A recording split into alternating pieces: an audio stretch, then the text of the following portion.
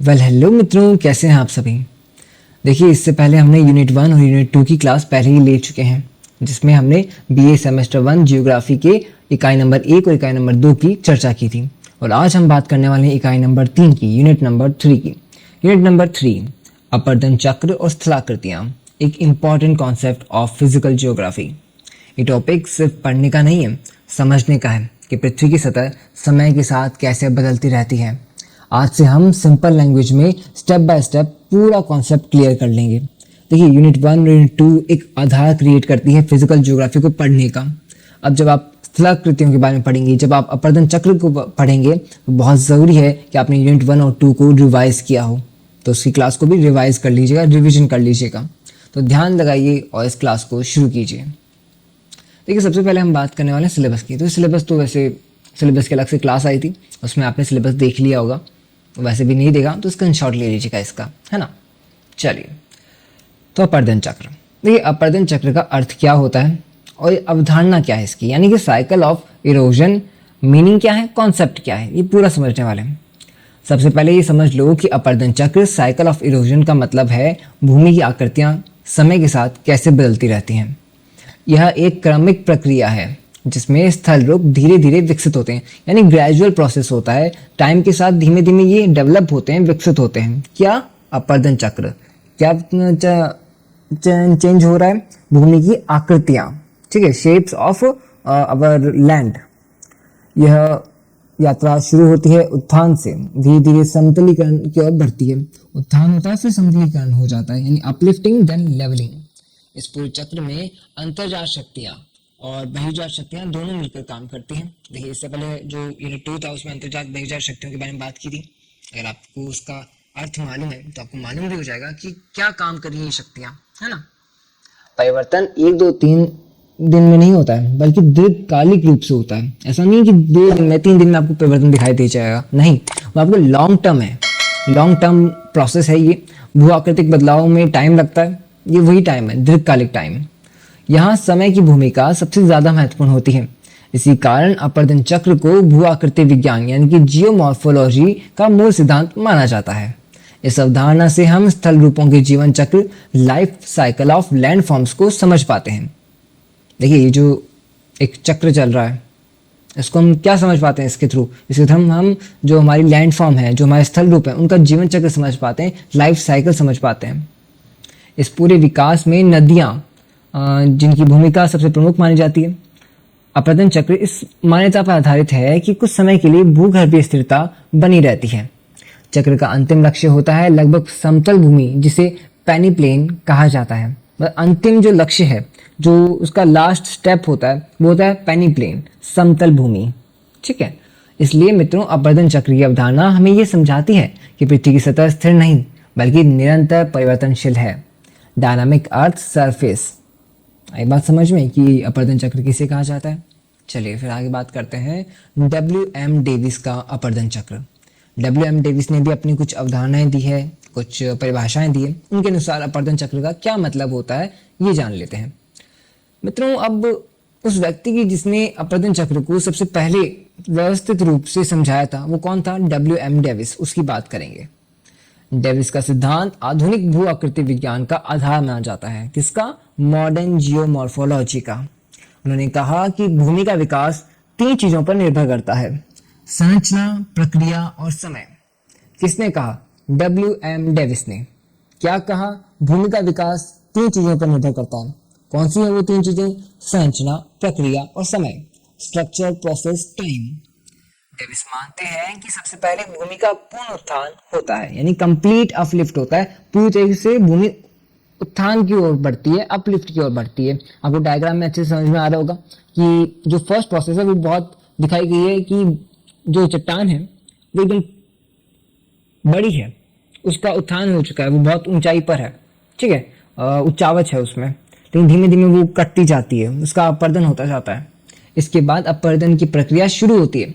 उनका सिद्धांत एकल चक्र, सिंगल साइकिल पर आधारित होता है, यानी एक उत्थान और एक ही अपर्दन चक्र। डेविस के अनुसार नदी अपर्दन सबसे प्रमुख कारक है। जो सबसे बड़ा कारक है नदी अपर्दन। पानी के साथ मिट्टी बहती चलेगी तो धीमे धीमे कटता चला जाएगा। देखिए, आपने देखा होगा कि एक गुफा के अंदर पानी की बूंद लगातार टपक रही है एक पत्थर के ऊपर, एक चट्टान के ऊपर, और कई सालों से उस जगह पे वो पानी की बूंद टपकने से, लगातार टिप टिप टिप करने से वहां पे वो जो पत्थर है उस चट्टान पर एक लकीर बन गई है, एक गड्ढा हो गया, या फिर एक कह सकते हैं एक नई संरचना तैयार हो गई है उस पानी के बहाव के चलते कि पत्थर कट गया। वैसे ही पहाड़ करते चलते हैं, वैसे ही कहते हैं आकृतियां, जो स्थलाकृतियां हैं वो करती चलती हैं। अपरदन यही है। उसका जो सबसे इंपॉर्टेंट कारक बताया है W.M. डेविस ने, वो है नदी। इन अवस्थाओं के माध्यम से भूमि धीरे धीरे बदलती रहती है। डेविस के सिद्धांत में अंतिम अवस्था होती है पेनिप्लेन। यहाँ पे भी पेनिप्लेन ही अंतिम अवस्था मानी गई है, यानी लगभग समतल भूमि। यह सिद्धांत आदर्श परिस्थितियों पर आधारित होता है, आइडियल कंडीशन होती है इसकी। इसी कारण यह मॉडल सरल, स्पष्ट और समझने में आसान माना जाता है। और यही वजह है कि आज भी शैक्षणिक दृष्टि से, यानी एजुकेशनल पर्पज से, डेविस का अपरदन चक्र सबसे पहले पढ़ाया जाता है, सबसे पहले उपयोगी माना जाता है, बहुत उपयोगी है। अगर अपरदन चक्र को आसानी से समझना है तो W.M. डेविस का सिद्धांत उठा लीजिए। ठीक है, चलिए फिर बात करेंगे डेविस की तरुणावस्था।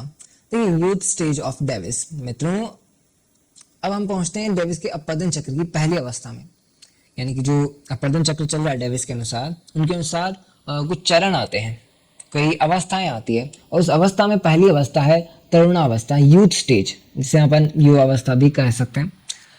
यह अवस्था उत्थान के तुरंत बाद शुरू होती है। अब अपलिफ्ट हो चुका है, एक पहाड़, एक आकृति बन चुकी है, उसके तुरंत बाद ये अवस्था शुरू हो जाएगी। इस समय भूमि की ऊंचाई और ढाल दोनों बहुत अधिक होती है, ऊंचाई भी खूब है, ढाल भी बड़ी तीव्र है। तरुणावस्था में सबसे ज्यादा काम करता है ऊर्ध्वाधर अपरदन, वर्टिकल इरोजन, ऊपर से नीचे। नदियां नीचे की ओर तेजी से कटाव करती हैं। इसी कारण इस अवस्था में वी आकार की संकरी घाटियां, यानी कि वी शेप्ड वैलीज बनती है। कई स्थानों पर हमें जलप्रपात यानी कि वाटरफॉल्स और गॉर्ज भी देखने को मिलते हैं। नदियों का वेग बहुत तेज होता है, वेलोसिटी बड़ी ज्यादा होती है। इस समय सहायक नदियां अभी पूरी तरह विकसित नहीं होती, पूरा क्षेत्र बहुत उबड़ खाबड़ बन चुका होता है, दिखाई देता है। इस अवस्था में निक्षेपण लगभग नहीं के बराबर होता है, क्योंकि नदी की अपरदन शक्ति सबसे अधिक होती है। इसी कारण डेविस के तरुणावस्था को हम तीव्र कटाव की अवस्था कहते हैं। देखिए, आप भी जो आपको इस वीडियो के अंदर देखने को मिल रहा है, तो इस वीडियो में क्या हो रहा है, हम बात कर रहे हैं टॉपिक्स पर, और टॉपिक को आपको कुछ पॉइंट्स दिए जा रहे हैं साथ में, है ना। इन पॉइंट्स को आप आराम से पढ़ सकते हो, समझ सकते हो, और साथ में आपको एक्सप्लेन किया जा रहा है बोल करके, है ना। लेकिन जो नोट्स आपको मिलेंगे उसमें आपको परिभाषा मिलेगी पूरी, जो एक्चुअली में परिभाषा आपको बुक में लिखनी होती है ना, जैसे कि एक प्रॉपर स्ट्रक्चर होता है। आप पॉइंट्स नहीं लिख सकते डायरेक्ट, जैसे इसमें आपको पॉइंट्स दे रखे हैं वो नहीं लिख सकते। आपको होता है, क्या होता है, मतलब वो भाषा बनानी पड़ती है ना, वो भाषा आपको नोट्स में मिलेगी। नोट्स कब मिलेंगे? नोट्स मिलेंगे 26 जनवरी को। 26 जनवरी को आपको पूरी बुक के एक साथ PDF मिल जाएंगे, तो उसकी टेंशन मत रखो। नोट्स अभी तैयार किए जा रहे हैं। मैं अभी नहीं चाहता कि आपको यूनिट 1 अलग दूं, यूनिट 2 अलग दूं, पूरा एक साथ दे दूं ना, ज्यादा बेटर रहेगा, ताकि अच्छे से हमें भी ध्यान रहे कि क्या बन चुका है, क्या बनाना है। ठीक है, अभी नोट्स प्रिपरेशन में है। 26 जनवरी फाइनल डेट है, तो आ जाइएगा 26 जनवरी को नोट्स लेने के लिए। कहाँ मिलेंगे वो भी पता चल जाएगा। ठीक है, चलिए फिर आगे चलते हैं। डेविस की प्रौढ़ावस्था। देखिए, मैच्योर स्टेज होता है ये मित्रों। अब इस स्टेज के अंदर ये दूसरी अवस्था भी हम इसे कह सकते हैं। प्रौढ़ावस्था जो है उसका सेकंड स्टेज है अपरदन चक्र का। इस अवस्था में भूमि की ऊंचाई धीरे धीरे कम होने लगती है। पहले तो बहुत ज्यादा थी और अब कम हो रही है धीरे धीरे। अब केवल ऊर्ध्वाधर कटाव नहीं, बल्कि ऊर्ध्वाधर के साथ साथ पार्श्व अपरदन भी होने लगता है, यानी कि वर्टिकल के साथ में लैटरल इरोजन भी होने लगता है। नदियों की घाटियां अब चौड़ी होने लगती हैं, वाइड वैलीज। इसी अवस्था में नदियों में मीडर का विकास शुरू होता है। एक और बात, इंग्लिश में भी नोट्स मिलेंगे। नदी तंत्र अब पूर्ण विकसित दिखाई देता है, यानी कि वेल डेवलप्ड ड्रेनेज सिस्टम। नदियों के किनारे बाढ़ के मैदान बनने लगते हैं। तरुणावस्था में दिखने वाले जलप्रपात इस अवस्था तक लगभग समाप्त हो जाते हैं। जो जलप्रपात दिखाई देते थे वो कम हो जाते हैं। जलप्रपात कैसे बनते हैं?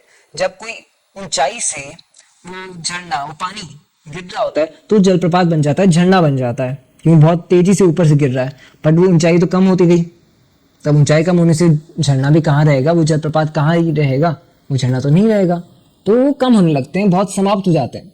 भूमि की ढाल अब पहले से कम तीव्र होती है। अब निक्षेपण की प्रक्रिया धीरे धीरे शुरू हो जाती है, इसलिए भूभाग पहले की तुलना में काफी संतुलित दिखाई देता है। कुल मिलाकर डेविस की प्रौढ़ावस्था एक ऐसी अवस्था है जहां अपर्दन और निक्षेपण दोनों का संतुलन देखने को मिलता है। फिर बात करते हैं डेविस की वृद्धावस्था, old stage of Davis. Davis की इस अंतिम अवस्था के अंदर भूमि की ऊंचाई बहुत कम हो जाती है, मिनिमम लेवल रहता है, पूरा भूभाग लगभग समतल हो जाता है, ऑलमोस्ट फ्लैट। नदियों की गति अब बहुत मंद हो जाती है, वेरी स्लो। इस अवस्था में डेविस द्वारा बताया गया पेनी प्लेन का निर्माण होने लगता है। पेनी प्लेन यानी समतल तल, बताया था ना आपको, समतल स्थल रूप। कुछ स्थानों पर पुराने कठोर भाग ऊंचे रूप में बचे रह जाते हैं, जिन्हें मोनाडनॉक, आई थिंक इसका थोड़ा सा प्रोनाउंसिएशन मेरे को चेक करना पड़ेगा। अब नदियां काटने से ज्यादा निक्षेपण का कार्य करती हैं, इसलिए अपरदन शक्ति बहुत कम हो जाती है। नदियों की घाटियां अब बहुत चौड़ी हो जाती हैं। कई स्थानों पर नदी के मोड़ काट कर ऑक्सबो झीलें बन जाती हैं, जो कि अपरदन चक्र को पूरा करती हैं। यानी डेविस की वृद्धावस्था भूमि के पूर्ण समतलीकरण की अवस्था है। और डेविस ने जो बताया ना, वो यही था कि शुरू में तो ऊंचाई खूब है, बट एंड में आते आते पूरी तरह पेनी प्लेन हो जाएगा, पूरी तरह पूर्ण समतल हो जाएगा। ठीक है, ये उनके अनुसार अपरदन चक्र की परिभाषा है, पर उन्होंने इसको परिभाषित किया है, सिद्धांत दिया है।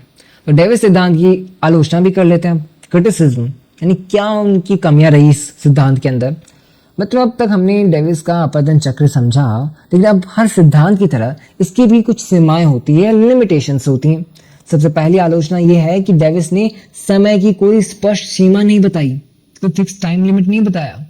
डेविस ने माना कि पहले पूर्ण उत्थान होता है, लेकिन वास्तविक प्रकृति में ऐसा हमेशा नहीं होता है। हर बार ऐसा नहीं है कि पूर्ण उत्थान ही होगा, पूरा जब तक पहाड़ अपनी हाईएस्ट हाइट पे नहीं पहुंच जाए, ऐसा जरूरी नहीं है। उससे पहले भी तो अपरदन शुरू हो सकता है उसका। तो प्रकृति में उत्थान और अपरदन अक्सर साथ साथ चलते हैं। डेविस का सिद्धांत प्राकृतिक विविधता को पूरी तरह ध्यान में नहीं रखता। उन्होंने एकल चक्र की बात की, जबकि वास्तविक धरातल अक्सर बहुचक्रात्मक होता है, यानी मल्टी साइक्लिक।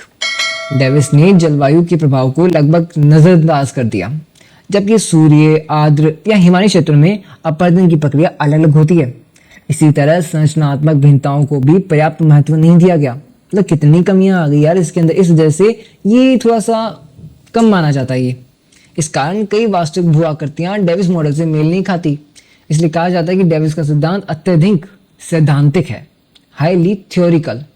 और आज के आधुनिक भू आकृतिक दृष्टिकोण में, यानी मॉडर्न जियोमॉर्फोलॉजी से, ये कुछ हद तक अपूर्ण माना जाता है, इनकम्प्लीट माना जाता है। यानी कि इसमें कुछ अभी कमियां रह गई है, कुछ अभी और सुधार हो सकता है, और कुछ चीज़ों को अभी भी पूरा किया जा सकता है।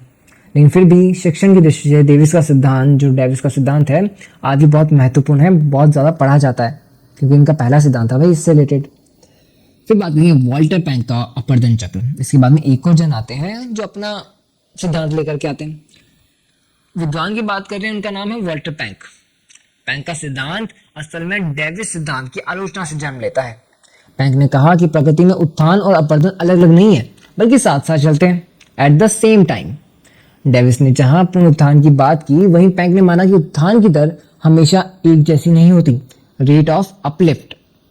पैंक का सिद्धांत बहुचक्रात्मक यानी मल्टी साइक्लिक प्रोसेस है, यानी एक ही क्षेत्र में कई चक्र साथ चल रहे हैं। उनका था सिंगल साइकिल, यहाँ है मल्टी साइकिल।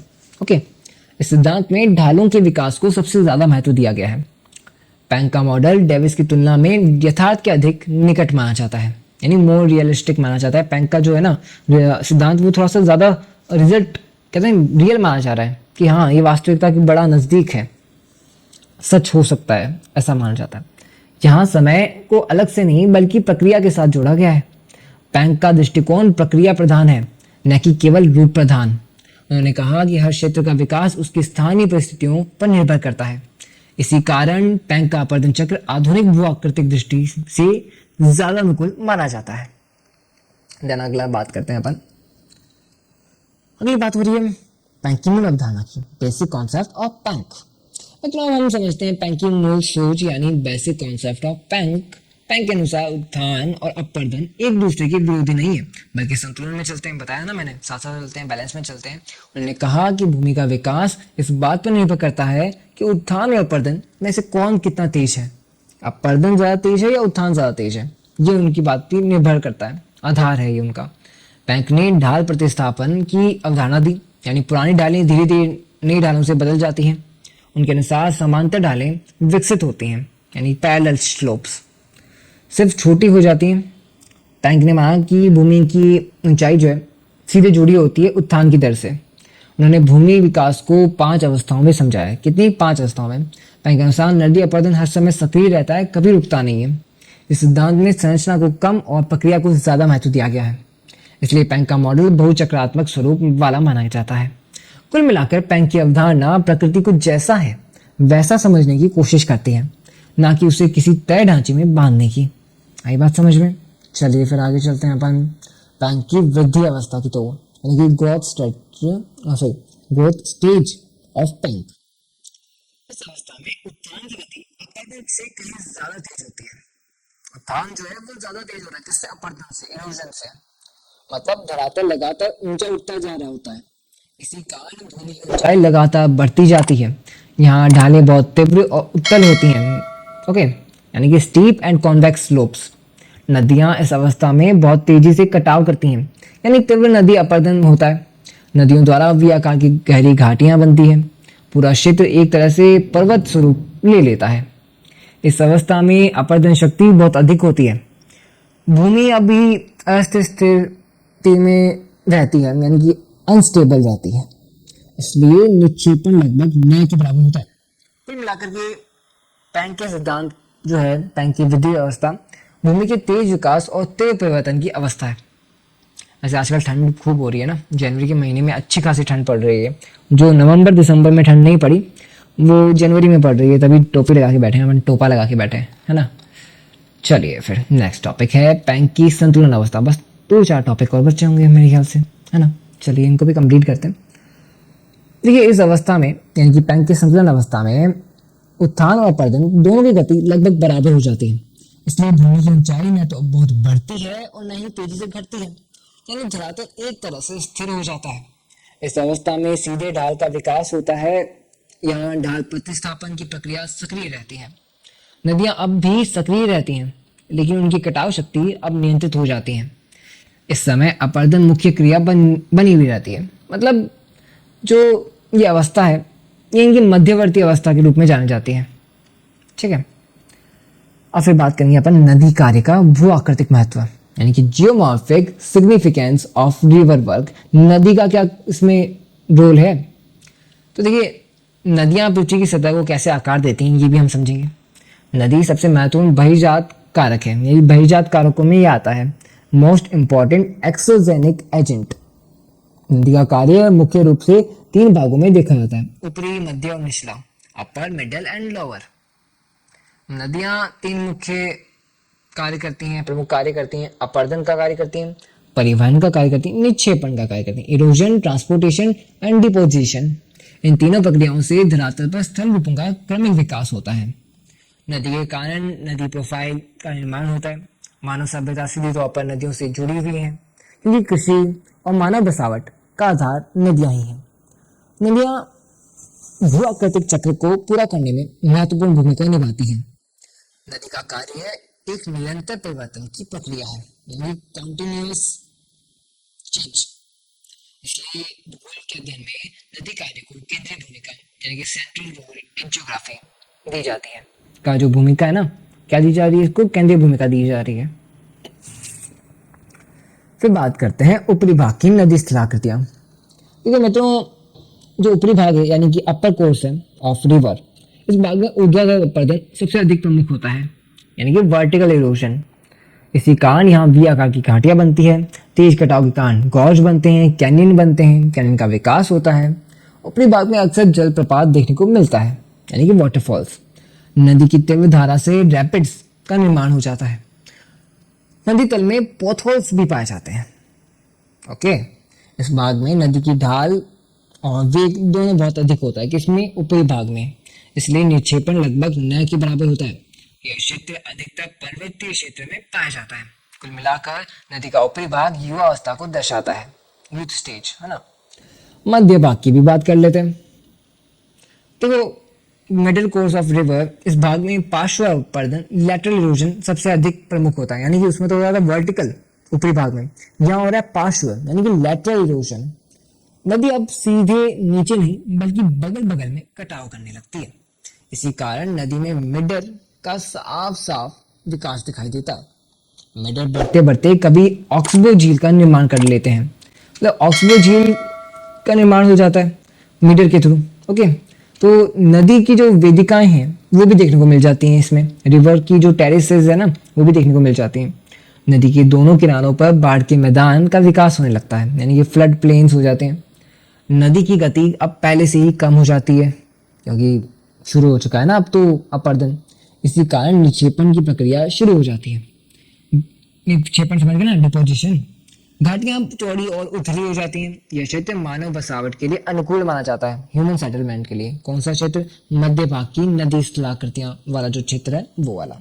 और इसी वजह से यह भाग कृषि के लिए बहुत उपयोगी है। एग्रीकल्चर में इसका उपयोग बहुत ज्यादा माना गया। ऐसी जो बस एरिया होती है ना जहाँ पे इस तरह की स्थलाकृतियां पाई जाती हैं, वहां पर मानव बसावट खूब होता है, वहां पर कृषि के कार्य खूब होते हैं।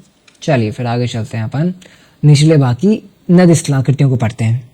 अब हम बात करते हैं नदी के निचले भाग की, यानी कि लोअर कोर्स ऑफ रिवर। इस भाग में नदी की गति बहुत कम हो जाती है। इसी कारण यहाँ निक्षेपण का कार्य सबसे अधिक होता है। नदी द्वारा डेल्टा का निर्माण होता है। डेल्टा तो आपने सुना ही है ना। इस भाग में जलोढ़ पंख भी देखने को मिलता है। नदी का प्रवाह अब बहुत मंद हो जाता है। इस कारण यह क्षेत्र अत्यंत उपजाऊ भूमि के रूप में जाना जाता है, यानी वेरी फर्टाइल लैंड है ये, उपजाऊ। इसी वजह से यहाँ घनी जनसंख्या पाई जाती है, डेंस पॉपुलेशन। नदी इस भाग में अक्सर कई शाखाएं बनाती है, शाखाओं में बंट जाती है। यहाँ तटीय प्रभाव भी साफ दिखाई देता है। इस भाग में अपरदन लगभग न्यूनतम हो जाता है। कुल मिलाकर नदी का निचला भाग नदी की वृद्ध अवस्था को दर्शाता है। आई बात समझ में? बोलते बोलते थक गया भाई मैं, समझाते समझाते। आगे भी कंटिन्यू करते हैं। फिर बात करेंगे हिमनद द्वारा निर्मित स्थलाकृतियों की। कितने पॉइंट रह गए? अच्छा 2 पॉइंट और हैं मेरे ख्याल से, हिमनद वाला और पवन स्थलाकृतियां जो है वो पॉइंट रहा है।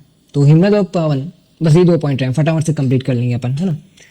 तो जो हिमनद है एक अत्यंत शक्तिशाली अपरदनकारी साधन माना जाता है, यानी very powerful agent of erosion. हिमनद द्वारा यू आकार की घाटियां बनती हैं। हिमनद के कटाव से सर्क और हॉर्न जैसे स्थल रूप बनते हैं। इस तरह एरेट जैसी तीव्र धाराएं विकसित हो जाती हैं। हिमनद द्वारा मुख्य रूप से 2 प्रक्रियाएं होती हैं, घर्षण और प्लकिंग, यानी एब्रेजन एंड प्लकिंग।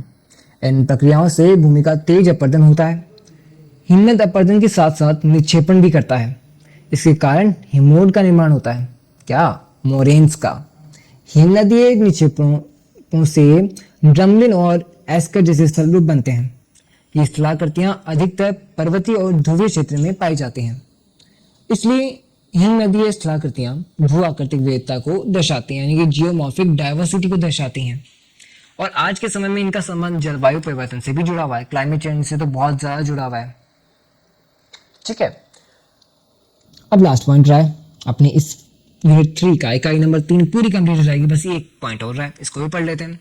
पवन एवं तटीय स्थलाकृतियां। तो ये हरा और समुद्र धरातल को कैसे आकार देते हैं, यहाँ हम इसकी बात करेंगे।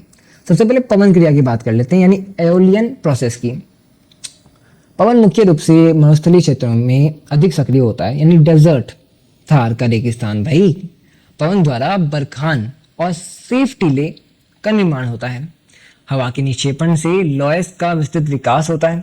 अब बात करते हैं तटीय क्रिया, यानी कोस्टल प्रोसेस की, यानी समुद्र के अंदर कैसे होता है, जल के अंदर। तो जल में समुद्री तरंगें तटों पर निरंतर प्रभाव डालती हैं। इससे समुद्री खड़ी चट्टान का निर्माण होता है, सी क्लिफ्स जिन्हें कहते हैं, CLIFF क्लिफ। समुद्री निक्षेप से स्पिट और बार जैसी संरचनाएं बनती हैं। जब टॉम्बोलो बनता है तो भूभाग आपस में जुड़ जाते हैं। इसी प्रक्रिया से लैगून का विकास होता है। अरे लैगून भी आपने पढ़ा है क्लास 12th में, अगर आपको जियोग्राफी था तो लैगून भी आप उसमें आया था। एंड 10th के अंदर भी लैगून का कहीं ना कहीं बड़ा ही इंपॉर्टेंट, कहते हैं ना, कैमियो कैमियो था। यहाँ अपर्दन और निक्षेपण दोनों में संतुलन रहता है। इसी प्रकार अब पवन और तटीय क्रियाएं तटीय भू आकृतिक परिवर्तन को दर्शाती हैं। ठीक है, हिमनद ने दर्शा दिया, अब पवन ने भी दर्शा ही दिया है। तो यहाँ पे हमारा यूनिट नंबर 3 कंप्लीट होता है। तो ऑल राइट मित्रों, आज की क्लास में हमने अपर्दन चक्र को बिल्कुल आसान भाषा में समझा। हमने देखा कि धरातल उत्थान से लेकर समतलीकरण तक कैसे बदलता है। डेविस और पेंक, है ना, WM डेविस और पेंक दोनों के सिद्धांतों से ये क्लियर हो गया कि जो समय है, प्रक्रिया है, शक्तियां हैं, भू आकृतियों को लगातार नया रूप देती रहती हैं। फिर हमने क्या पढ़ा? फिर हमने पढ़ा नदी, हिमनद, पवन और समुद्र, इन सब की भूमिका समझी कि भाई अपर्दन में इनकी भूमिका क्या है, नदी की क्या भूमिका है, हिमनद की क्या भूमिका है, पवन की, समुद्र की, अपर्दन में इनकी भूमिका क्या है। इन सब की जो ये भूमिकाएं हैं, ये मिलकर के पृथ्वी की सतह को कैसे आकार देती हैं। अगर आप आज की क्लास ध्यान से समझ पाए तो यकीन मानिए ये टॉपिक बड़े ही आसानी से क्लियर हो जाएगा। बस आपको करना क्या है, इस क्लास को दोबारा से रिवाइज करना है, दोबारा से सुनना है आराम से। ठीक है, नोट्स आपको मिल ही जाएंगे 26 जनवरी को, तो उसकी टेंशन मत लीजिए। अगली क्लास में हम बात करेंगे यूनिट नंबर 4 की, बड़े ही इंपॉर्टेंट कॉन्सेप्ट उसमें भी आने वाले हैं। तो मैं चाहता हूँ 30 डेज रेगुलर सीरीज के साथ जुड़े रहिए, सेम टाइम सेम जगह। तो जुड़े रहिए MJS मितादे के साथ, आपका अपना स्टडी मित्र। धन्यवाद, राधे राधे।